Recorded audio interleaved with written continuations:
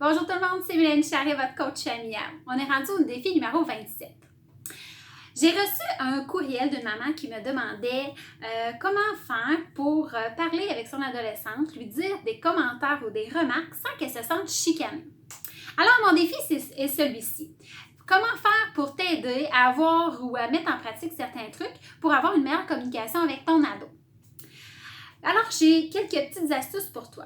D'abord, avant tout, attention au ton que tu utilises. On s'en rend pas compte, mais souvent comme parents, on est dans le brouhaha et puis là, tout d'un coup, on demande des choses à nos enfants, mais on leur donne des ordres.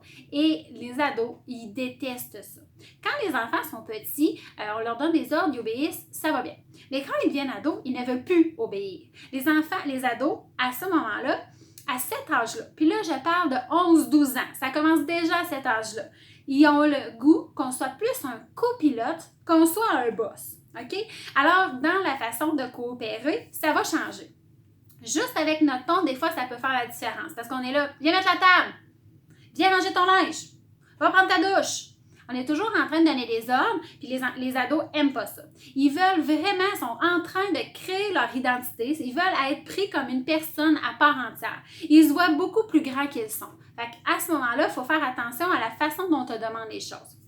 Après ça, il faut établir aussi faut regarder nos attentes de parents. Est-ce qu'elles sont réalistes? Dans le sens que des fois, vu qu'ils veulent grandir, vu qu'ils veulent plus de responsabilités, vu qu'ils veulent plus s'affirmer, on a l'impression qu'on les traite comme des petits adultes, puis ils ne sont pas tout à fait rendus là. Fait qu'il faut faire attention aussi.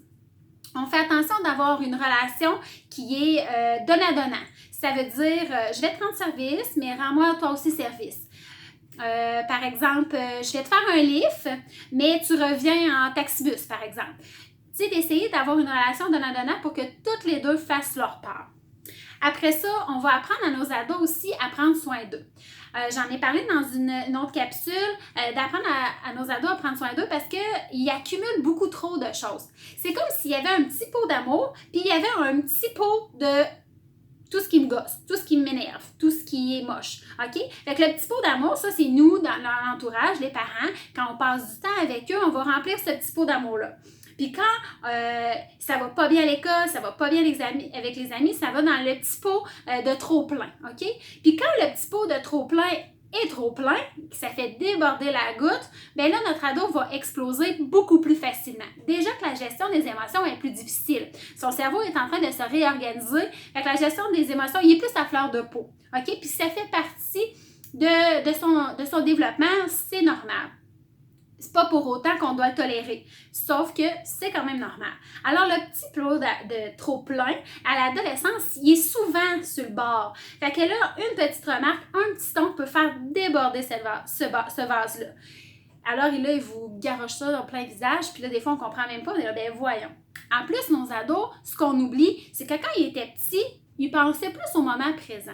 Mais quand ils sont ados, ils commencent à ajouter des souvenirs. Puis des fois, ils stickent avec des choses qu'on s'en souvient même pas. Par exemple, on va donner un commentaire sur son pantalon, puis ça fait 3 semaines de ça, mais lui, il mijote ça encore, puis il se dit, ben voyons donc, mais ça me semble que c'est pas si pire que ça. Ben non, c'est à mode, ben elle me fait bien, là, c'est quoi son rapport? Fait que là, cette personne-là, notre ado, elle accumule ça. Puis là, ben là, on a on dit une petite remarque, puis pouf, ça nous pète au visage. Ce qu'il faut faire, il faut leur apprendre à prendre soin d'eux. Quand ça arrive, ça veut dire qu'ils ont un trop-plein. Puis quand ils ont un trop-plein, il faut qu'ils prennent soin d'eux. Alors là, à nous, comme parents, de prendre la responsabilité de faire des activités avec eux, de parler avec eux, d'avoir des moments de cœur à cœur, d'avoir des moments qui sont sincères, qui sont agréables. Puis, vous allez voir, ça va aller beaucoup mieux. Alors, je pense que ça peut faire le tour là, de cette petite situation-là, puis j'espère vraiment que vous allez réussir à trouver une façon de communiquer ensemble.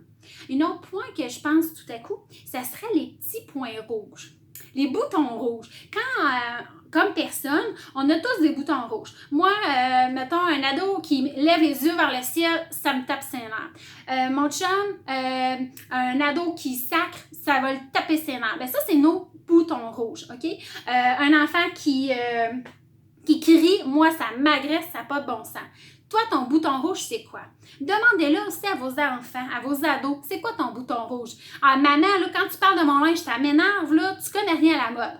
Ah, ok, parfait. Alors, on le prend en considération, puis on fait une écoute active, on le retient. On fait attention, on ne fait pas exprès de faire des remarques sur son linge. Bien, à ce moment-là, on le laisse tranquille, puis on fait attention à ses boutons rouges. Lui, il va faire attention à nos boutons rouges. Cette communication-là, elle est importante.